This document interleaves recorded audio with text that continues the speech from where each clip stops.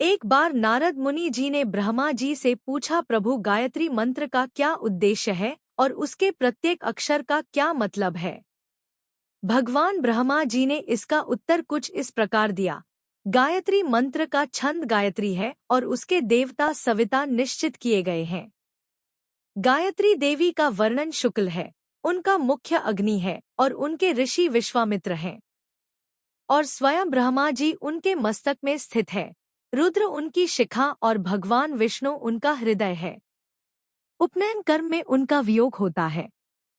गायत्री देवी संख्यान गोत्र में उत्पन्न हुई है। तीनों लोक उनके 3 चरण हैं और पृथ्वी उनके उदर में स्थित है। पैर से लेकर मस्तिष्क तक शरीर के 24 स्थान में गायत्री मंत्र के 24 अक्षरों का न्यास करने से ब्रह्मलोक को प्राप्त होता है। प्रत्येक अक्षर के देवता का ज्ञान होने पर भगवान विष्णु का आशीर्वाद प्राप्त होता है।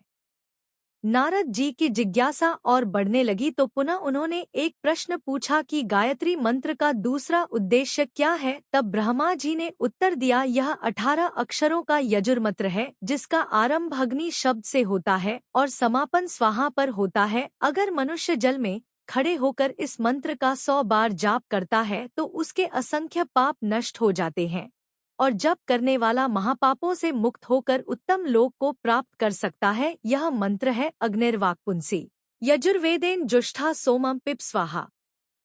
विष्णु मंत्र, माहेश्वर महामंत्र, देवी मंत्र, सूर्य मंत्र, गणेश मंत्र और अन्य देवताओं के मंत्रों का जप करने से भी मनुष्य श्रेष्ठ गति पाता है। जो ब्राह्मण जप परायण है वह साक्षात ब्रह्मस्वरूप है और उसका पूजन करना चाहिए। पग दान देने से दाता को अक्षय पुण्य प्राप्त होता है। जो ब्राह्मण स्वाध्याय करता है, स्वयं पढ़ता है, दूसरों को पढ़ाता है और धर्म, सदाचार, श्रुति, स्मृति तथा पुराणों का श्रवण करता है, वह पृथ्वी पर श्री विष्णु के समान माना गया है। उसका बल अक्षय होता है और उसका पूजन करने से विष्णुधाम की प्राप्ति होती है। जो द्विज प्रतिदिन प्राणायाम पूर्वक गायत्री मंत्र का जप करता है और प्रत्येक अक्षर का उसके देवता सहित अपने शरीर में न्यास करता है, वह करोड़ों जन्मों के पापों से मुक्त होकर ब्रह्मपद को प्राप्त करता है। इसलिए नारद को भी प्राणायाम सहित गायत्री जप करने की प्रेरणा दी गई। नारद ने प्राणायाम और न्यास का स्वरूप पूछा। ब्रह्मा जी ने बताया कि गुदा में अपान और हृदय में प्राण स्थित है।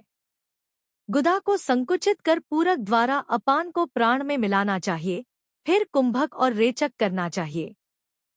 प्रत्येक क्रिया